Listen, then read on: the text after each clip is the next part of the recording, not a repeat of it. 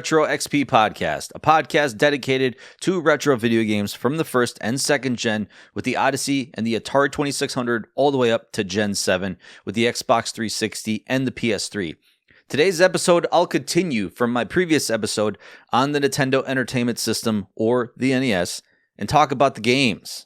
I'll talk about the 10 most popular games in the system, or at least the highest rated, the 5 most sold games, the 5 most expensive games, and maybe we'll talk about some of the cheapest games you can find for the NES. And then I'll finish things off with my personal top 5 games on the system.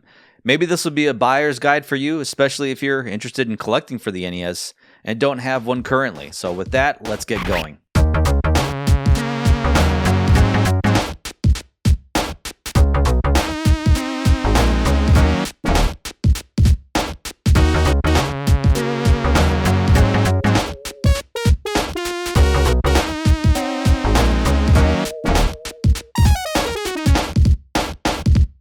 Retro XP is part of the Hair of the Dogcast network, so be sure to check out patreon.com/hairofthedogcast to check out every show that the network has and get access to the exclusive community Discord. You can come in there and chat with a lot of people on retro games, new games, movies, TV shows, books, anything and everything. It's a very active community, so be sure to check out the Patreon page. There's a 30-day free trial available if you want to try it out.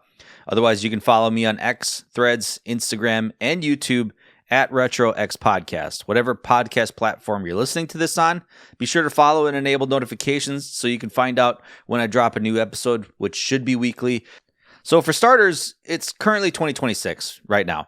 And if you're an avid video game collector, you know that the prices for retro video games can change on a whim. What was cheap today can be triple or quadruple the price tomorrow, and all for a variety of reasons.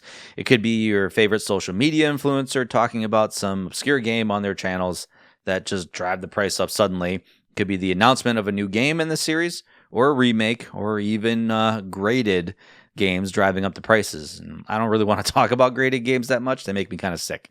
So anyway, while I talk about prices of things in this episode, I'm going by 2026 prices, and I'll be using the website Price Charting. It's not perfect, I know. I know some people don't like it because they, quote, undervalue games, which is a prevalent thought I've heard from a lot of people, most especially resellers, but it's nonetheless the best that we got. If you don't know what price charting is, the website works by collating the prices of certain items by condition and completion from certain storefronts. This goes beyond video games. This obviously, video games is a big thing, but it goes with movies, books, almost anything and everything. Just try searching for it. And the storefronts that it collates from is mostly eBay, Amazon, and GameStop, specifically for video games. So for example, Super Mario Brothers for the NES, just the Super Mario Brothers one, not the Super Mario Brothers Duck Hunt game, according to the website, goes for $16 loose, meaning just the cartridge. Updated prices are generally a week behind, according to the website's data.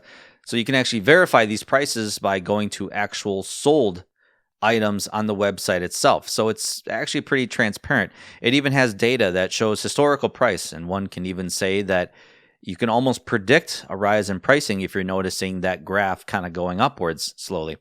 And I do remember a time, actually, when the Wii U store was shutting down a couple years ago, and a lot of these content creators were predicting this sudden jump in prices for Wii U games, which never came to pass.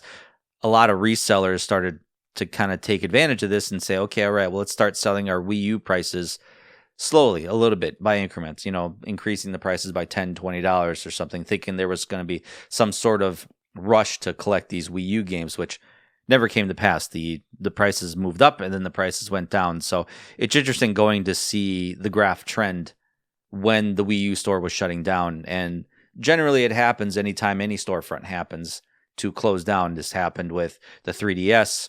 This happened almost with like the PlayStation Vita and the PSP itself too. So you'll see a little tick and then it'll just drop off. So kind of interesting. As you know, if you've been in the game, the market itself is not driven by environmental factors, really, as one would think would be obvious. It's driven by the sellers and the content creators. So like I said, creating almost an artificial scarcity or an artificial inflation, so to speak, made by people. There's no governing body that prices games right now. Some will call this a sham, and as a collector, paying stupid prices for these damn games, I would tend to agree. However, that's the way it all goes now. Now, keep in mind, if you go to a retro video game store, different than the internet, obviously, they'll typically charge a bit more sometimes than what price charting displays. So, and this isn't that often. Some people are a little bit more reasonable than others. Some stores are. So don't be surprised if you see different prices at your local stores, because it's easy to just go to a store, go to pricecharting.com and see if the store is selling it for the same price that, quote, price charting says it should be worth. And honestly, most, if not all, retro game stores, they're non-negotiable. They don't negotiate. So you have to pay the sticker price. So honestly, if the price differences are real wide, like if you see a game is almost like a $20 difference in price, I wouldn't shop there, but that's me. But like I said, some dynamic pricing changes where some game will be worth a lot of money at one point, and then all of a sudden it will drop off. I remember, what was it, that Alien game for the PlayStation that had a code on it. Was it Alien Trilogy? It's one of the Alien games for the PlayStation 1. Had this code on it that could actually break the PlayStation 1 system to accept kind of modded games or homebrew games, so to speak. The price of that jumped so suddenly. It went from a game that was typically worth $20, $30 to all of a sudden being well over $100. And of course, once that code kind of became more available for people to get, the price just plummeted. It just dropped off. So buyer beware, so to speak. Anyway, off my soapbox. The original NES console by itself goes for about between $90 to $110 loose, depending on the condition, of course.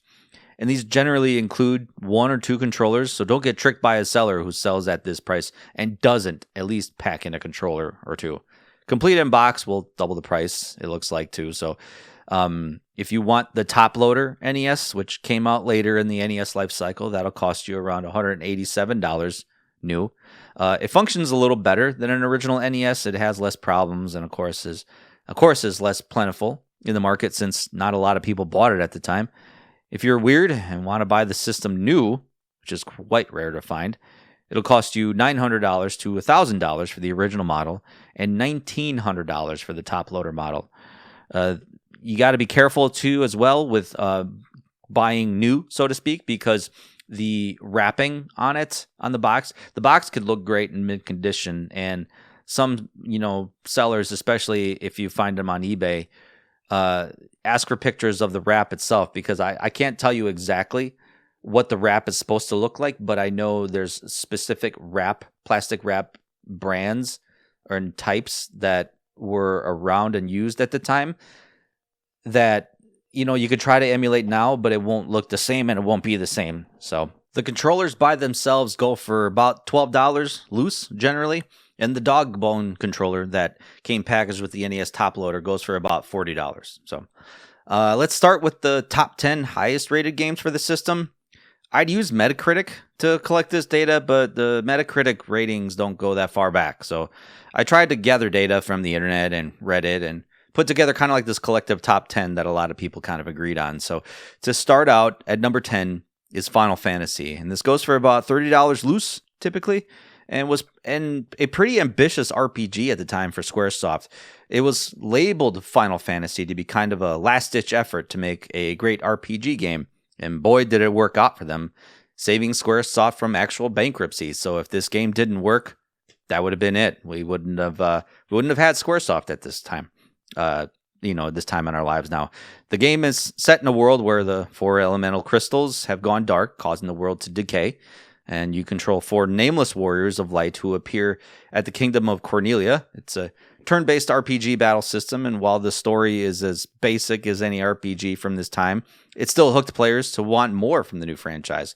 I never actually played it at the time it came out in 1990, and it actually came out 3 years earlier in Japan, which can explain why there's a number difference in the game itself, because Final Fantasy III here in the United States is actually Final Fantasy VI down in out in Japan. So, like I said, I played it actually for the first time on my PSP years ago when PSP was hot, and they released kind of like a pixel remaster of it.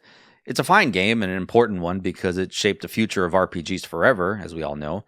And we're still obviously seeing Final Fantasy games come out to this day. So Final Fantasy 16 being pretty much one of the most recent ones. Number 9 is the original Super Mario Brothers. Well, I mean, what's there to say about this one? This was the one that got me into video games at the beginning. Side-scrolling platformer that tasks you, Mario, to save Princess Peach from a violent fire-spitting turtle thing, I guess. I really don't know what Bowser is, actually. Its simple gameplay mechanics make it maybe a dinosaur or something. I don't know. It's it's easy to pick up, but also hard to master as the levels progressively got harder and harder as you went along, like most video games do.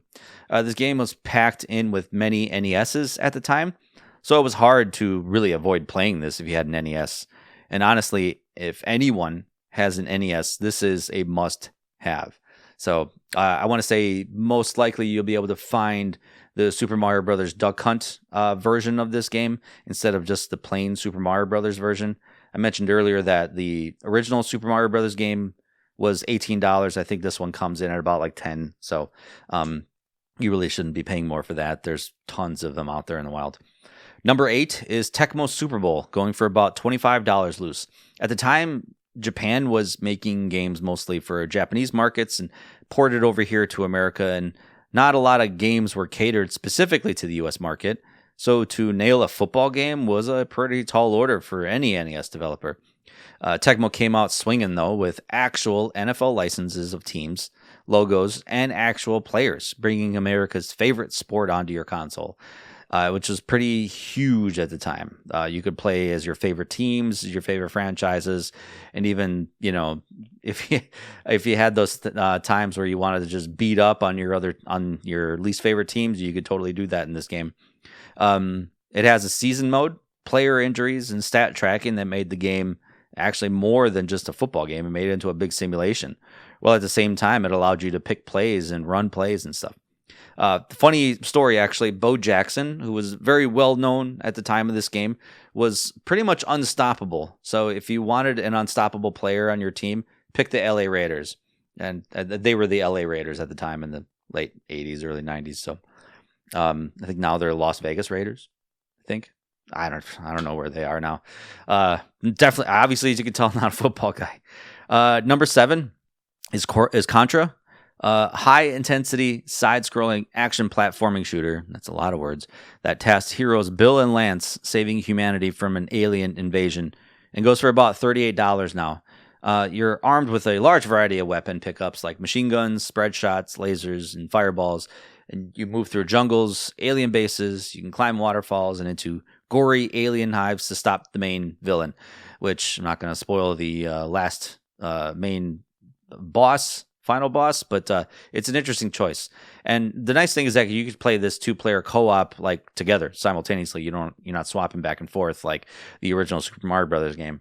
The game at the time, and even now, was seen as pretty brutal.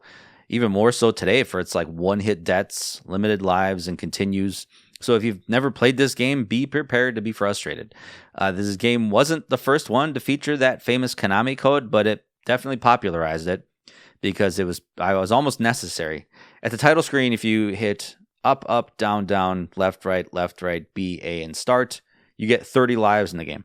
For some, this is an actual requirement if you need help beating the game. It's a requirement for me. I'm sorry. I've just never been able to beat this game with just 3 lives. I loved this game so much as a kid, though. And it actually spawned kind of like my interest and my love for just action-focused games. I've mentioned countless times before, I just wasn't an RPG kid growing up. Definitely not into simulation games. I wanted more kind of in-your-face action. Number 6, Mike Tyson's Punch-Out! It's a great boxing game costing $40 loose that tasks you, Little Mac, going up against the behemoths of boxing. Something that wouldn't happen in real life. Small, tiny guys going up against, other boxers double their weight. But, this is a video game. You're going up against these other boxers like Bald Bull, Von Kaiser, King Hippo, Soda Popinski, and, of course, Mike Tyson himself at the end. The game itself can get difficult real quick and requires you to really memorize boxing, the boxer patterns, and you have to practice patience. You can't just go in just swinging fists. You have to actually be patient to block and dodge. If you're good, you can wrap this game up pretty quickly, but it actually had a password feature that you can go back to if you stop playing the game halfway through. Interestingly enough, there was a later version of the game which was just titled Punch-Out! It was released with Mr. Dream as the last boxer. Mike Tyson had a name licensing agreement that expired after 3 years. So after 3 years, they couldn't sell Mike Tyson's Punch-Out! Anymore. It was just Punch-Out! It's the same game practically, but it's significantly cheaper, going at $20. I rarely ever beat Mike Tyson at the end of the game because, it can be hard in some cases for me to be patient and memorize patterns. But then again, Mike Tyson was just hard in general, man. Like, don't judge me. Number 5 is the original Castlevania game, going for about $30. This was a pretty gory side-scrolling action game for the Nintendo. And you play as Simon Belmont, a legendary vampire hunter tasked with killing Count Dracula and freeing Transylvania of the curse that he placed on it with your trusty whip. It's another game easy to get into, hard to master, but nonetheless worth your time, really. The NES is known for its kid-friendly games, and Castlevania was quite violent and gory at the time. Of course, pale in comparison to the games we have now, of course. But at the time, this was a pretty big deal. The game spawned a game genre that blended with another game coming up.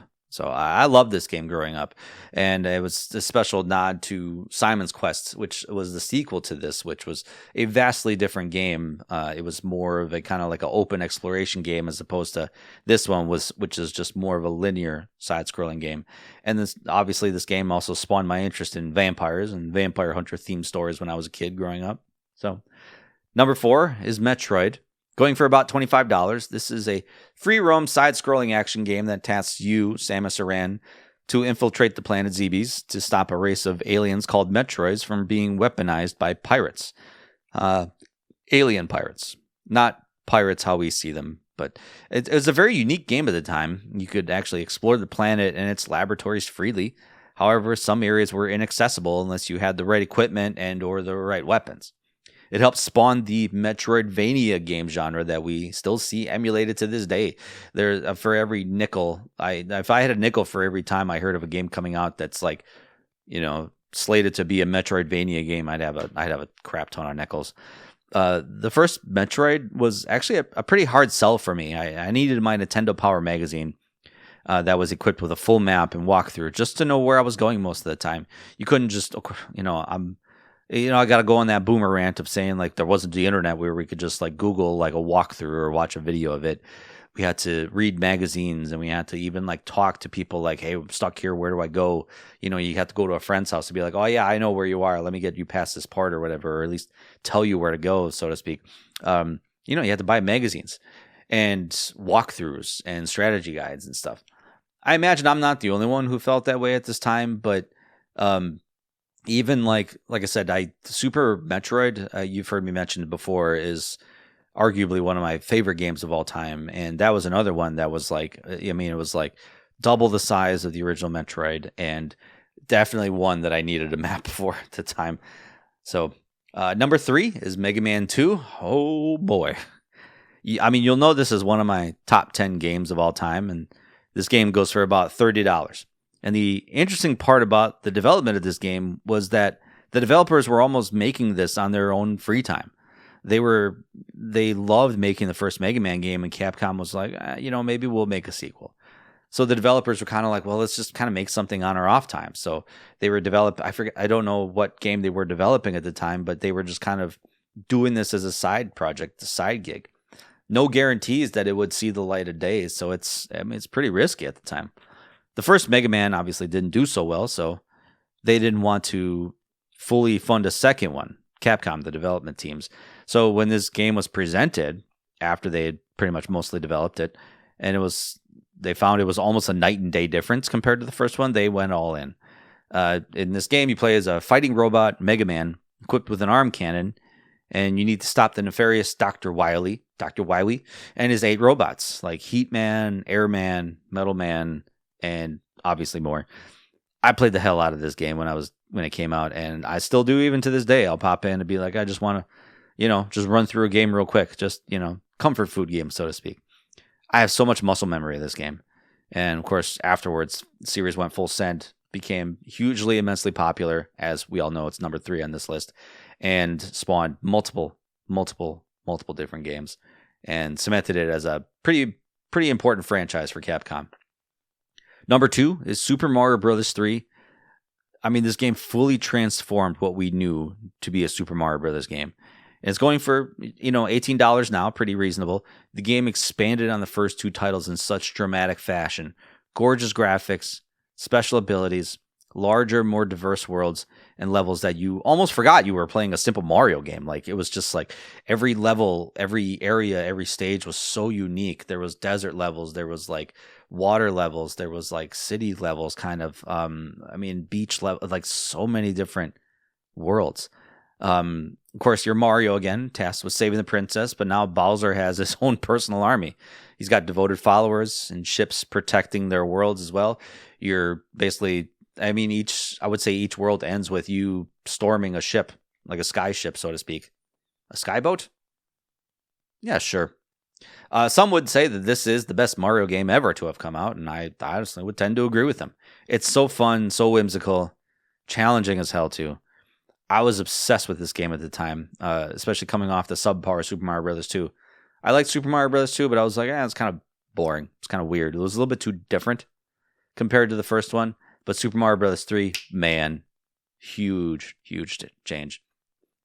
Number 1, of course, is Legend of Zelda, and this goes for about $30 for just the gold cartridge. They did make a gray cartridge for the game, which I think came out later in the system's life cycle, which to some can be actually a bit more expensive since it's actually rarer.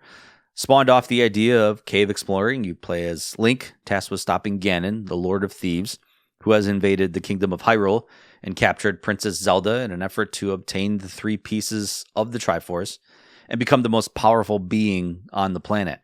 It's a game you could almost play in any order, and that's kind of that was the impetus to how they developed Breath of the Wild, is that they wanted that same wonder from the first game to be like, yeah, you can go do anything you want. You can go to any stage, any dungeon you want, anywhere. It was a different kind of RPG at the time, not requiring you to level up per se, but to get better at the game with skills you pick up, items and weapons you acquire. Admittedly, as a kid, this was another hard game for me to play without a map and guide. Not to say that I didn't want to play it. I enjoyed the game. Like I said, I'm a lifelong Zelda fan, still to this day. But this was a game that I was like, if I was ready to sit down and play, had to have my Nintendo Power out with the map, had to have like a walkthrough and stuff, just so I knew where the hell I was going. At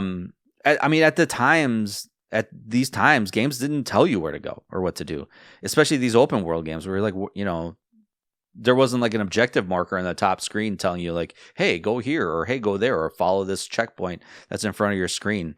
I mean, nowadays I get spoiled with that because I'm like, where do I go now? And it's like a game that I shouldn't get lost in, but for some reason still do.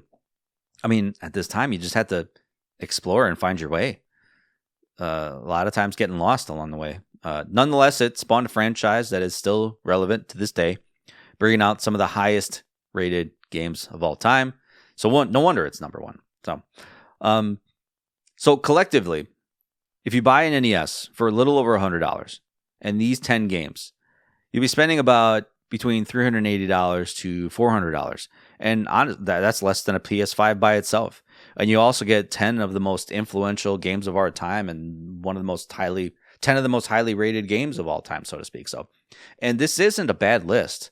Like, yeah, of course, you're not going to get PS5 graphics. You're not going to get these like super high, crazy graphics. But I mean, you're getting great games for it. And I think that really that's what retro gaming is all about to me.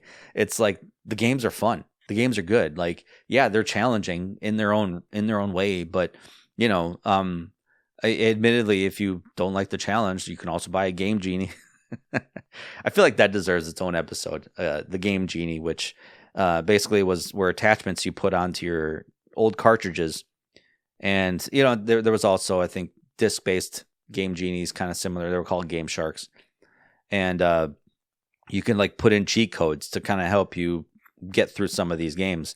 It could change the game for the better. It could change the game to make it more challenging. It could change the game to make it easier. More weapons, more ammo, more lives, invincibility, all this stuff. So, I mean, I suppose you could do that. Admittedly, I had a Game Genie when I was a kid, and sometimes it's like, I just want to get through Contra. So it's like, okay, put on infinite lives code and just have fun with it. And it's honestly, it's not bad because it gives you an opportunity to kind of practice the game, practice the later levels, and then you can kind of challenge yourself again to go back to say, okay, I'm not going to use a Game Genie this time. I think I'm proficient enough in the game that I can challenge myself to actually finish it without all these extra cheats. So it took me a while to come to that realization because sometimes I thought like, Game Genie is kind of cheating. It can kind of sour your experience, but think of it as practice. Think of it as training. So anyway, with that all said, how about the top 5 sold games on the system? Number 5 is Super Mario Bros. 2, and this was an interesting game. It's much different than 1, and of course much different than 3. And in Japan, it was actually initially titled Doki Doki Panic. The Japanese version of Super Mario Bros. 2 was deemed to be much harder than the previous game. It was pretty similar to the first Super Mario Bros. Game, both in graphics and presentation, and you can actually play the Japanese version, and it is like challenging. Well, I don't know what the hell they were smoking out there, but watching it, I'm like, dude, this is not for the average gamer. It'd be interesting if it was like DLC at the time, if DLC was a thing. But to make it as a proper sequel, I don't think it would have panned out. So thankfully, they had a little bit of foresight to think, you know what? I don't think the Western audience is going to get in this.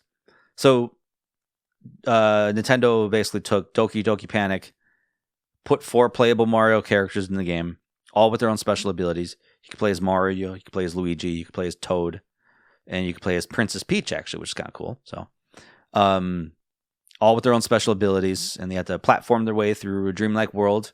It was an interesting game, to say the least. I could talk more about it, but it was very unique. The game sold 7.4 million copies. Number 4 is Tetris, which, as we all know, is known for its addictive gameplay by stacking blocks in orderly fashion in order to clear lines and levels. You'll know this effect is like the Tetris effect, where you're stacking things in a particular order to create shapes and to create kind of like a steady block. I was a ramp agent for many years at the time when I was younger, in my early 20s, and that's how I stacked your bags underneath the plane. I was Tetris affecting it, everything. Didn't realize I was doing it until all of a sudden I look back and I'm like, this looks like a Tetris game, This goes for about $12, so it's not bad. This came out first on the Game Boy as its killer app, and then ported it to the NES. I crunched so many hours on the Game Boy version, so many hours. This game sold 8 million copies. Not bad. Number 3 actually blew Tetris out of the water, and this game sold 18 million copies. And that game was Super Mario Bros. 3. With it being one of the highest rated games in the system, I thought it'd be more. But still, 18 million is quite respectable. So it's pretty much, I think, one of the most important Super Mario Bros. Games to own, so to speak. Number 2 is Duck Hunt, and this game goes for about $10 now by itself. But it's rare for me to actually find this in the wild, which is wild. But for some reason, it sold about 28 million copies. Most of us have the compiled version of this game, which was like Super Mario Brothers and Duck Hunt. But I would say the game by itself, Duck Hunt, I think got its sales from the initial release of the NES. And the initial release of the NES didn't come packed with Super Mario Brothers. So a lot of people bought Duck Hunt by itself, or it came packaged with the NES, so to speak. So that's the only reason why I can explain that. And of course, number 1 is Super Mario Brothers. This sold at a whopping 40.2 million. I mean, what's more to say about this game besides it, being the killer app of the NES and spawned a multitude of games within the franchise that we still see to this day. I think we see a Super Mario Brothers game or some sort of Mario game every year, I would say. I mean, just like clockwork. So, with that, let's take a look at some of the most expensive games in the system, and these are pipe dream games, if you will. The average video game collector, I mean, none of us are going out looking to drop money on these games. But if you got like tons of money to spend, I guess there are worse ways to spend it. Number 5 is Cheetah Man 2, a side-scrolling action game. You play as a karate skilled cheetah, apparently.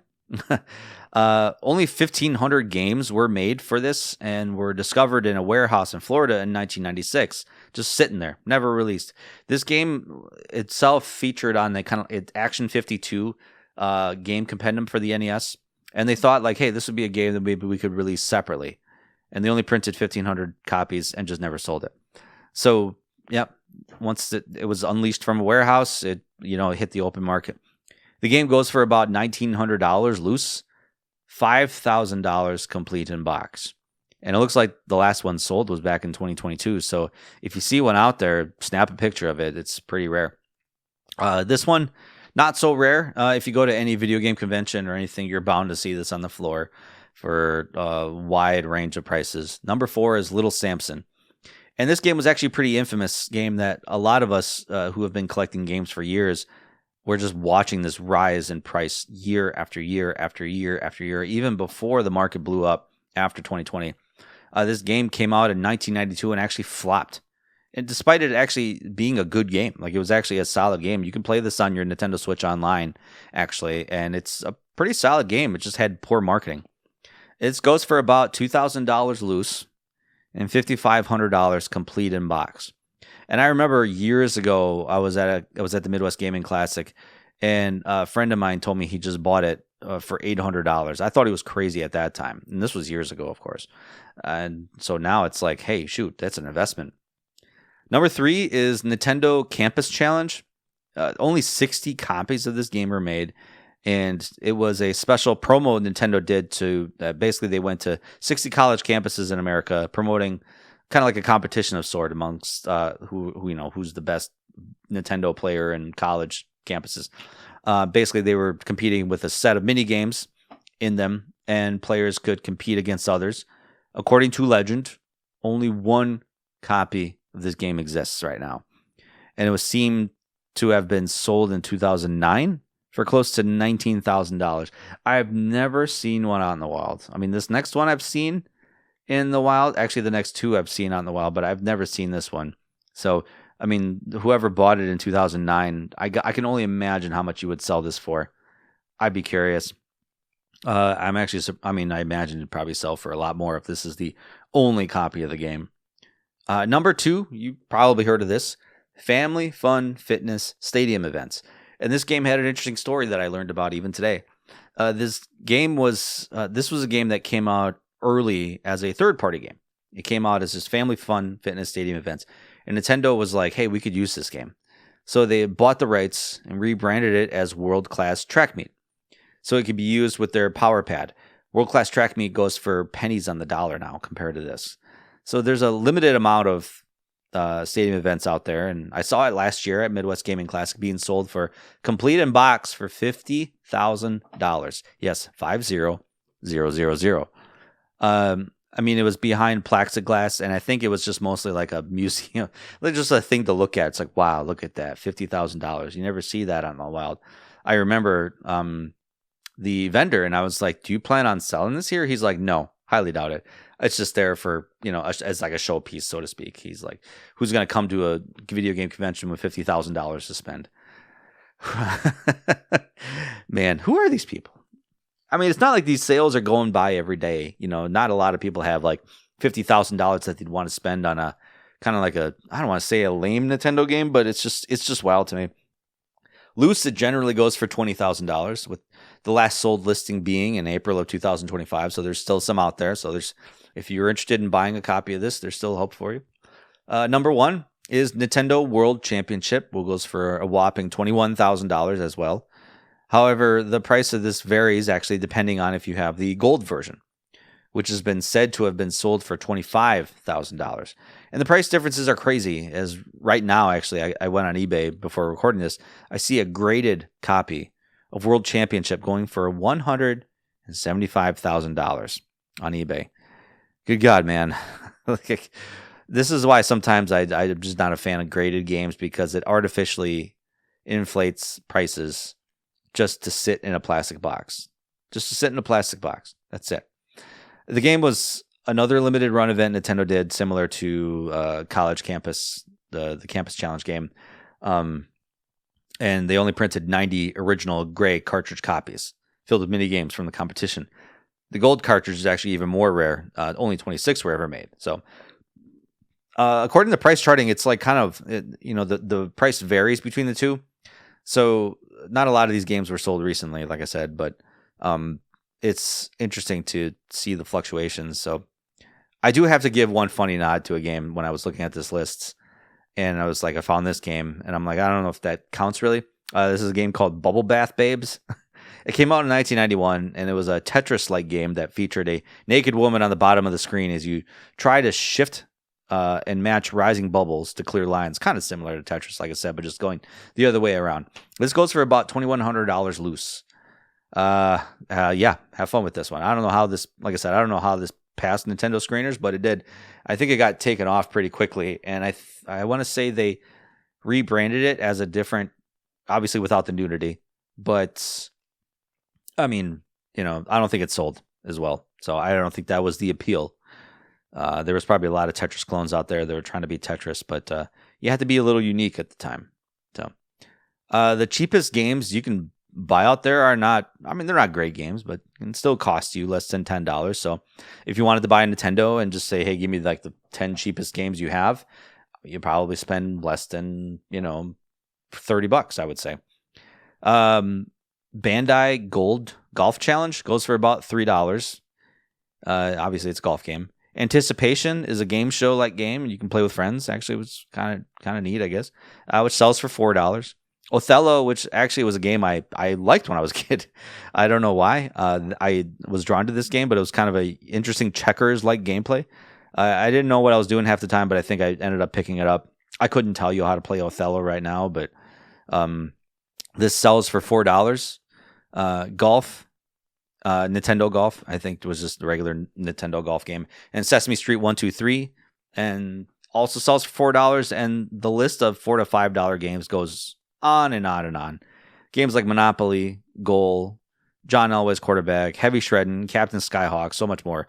There's tons of games you can buy for like even less than that probably. There's like bargain bin places that, will have like stacks of these games sitting there that they'll probably sell for like $3. You could probably negotiate, especially if you go to like conventions and stuff. They're just, I mean, people are sitting on stacks and stacks of Captain Skyhawk.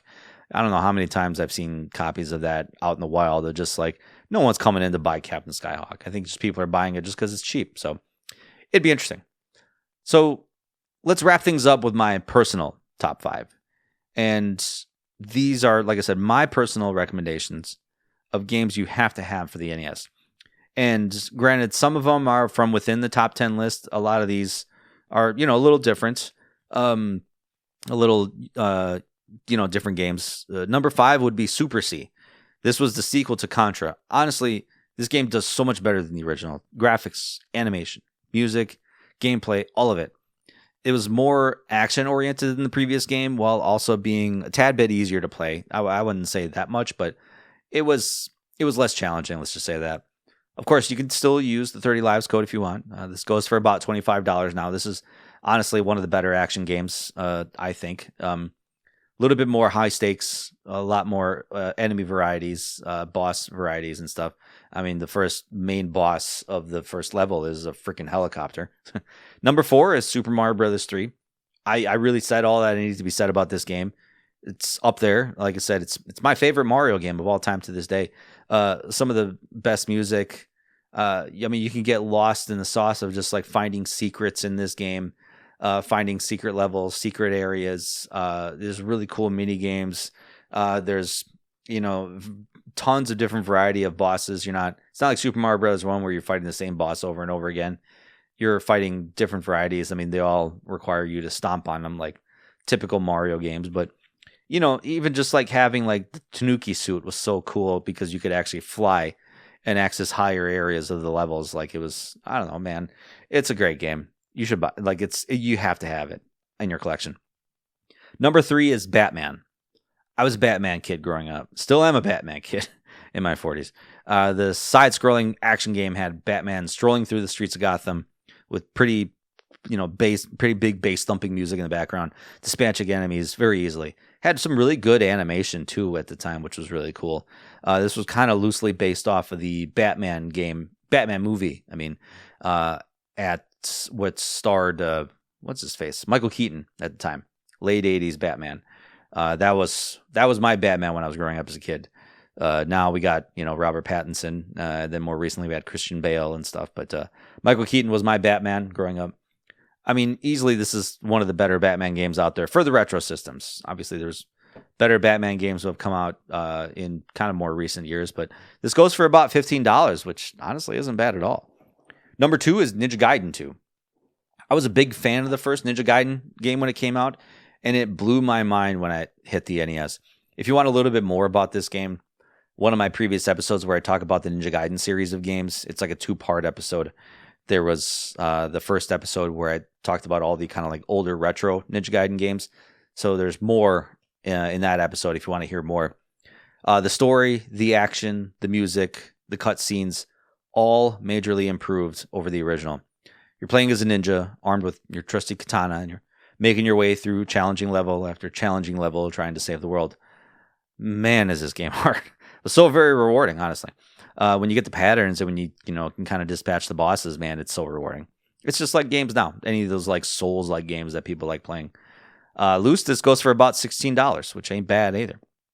Number 1, I mean, I could pick every Mega Man game to be number 1.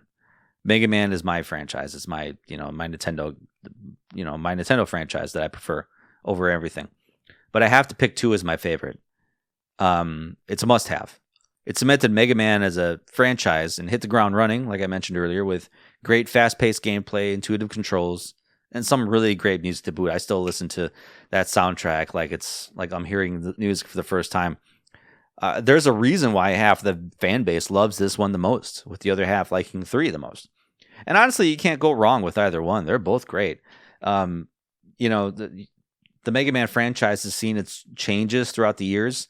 It's kind of become more, there's Mega Man RPG type games. There's Mega Man card-based games. There's like 3D type games. I mean, it's wide. It's a wide net. It's a wide variety of different types of Mega Man games right now. But the OG fans remember when it was, the side-scrolling A-boss action platforming era. So, well, that about wraps it up in this episode. So hopefully this helped you if you're thinking about collecting for the Nintendo and you want to kind of try to hyper-focus on what Nintendo games to buy. Hopefully this list and hopefully this episode kind of helped you along the way.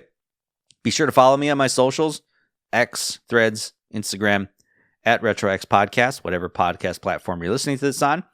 Be sure to follow and enable those notifications so you can find out when I drop a new episode. I also want to thank Hair of the Dogcast Network for allowing me in their group of shows, and if you can please consider contributing to us at Patreon at patreon.com/hairofthedogcast. And join the community where you can get early access and exclusive episodes each week. Thanks for listening, guys.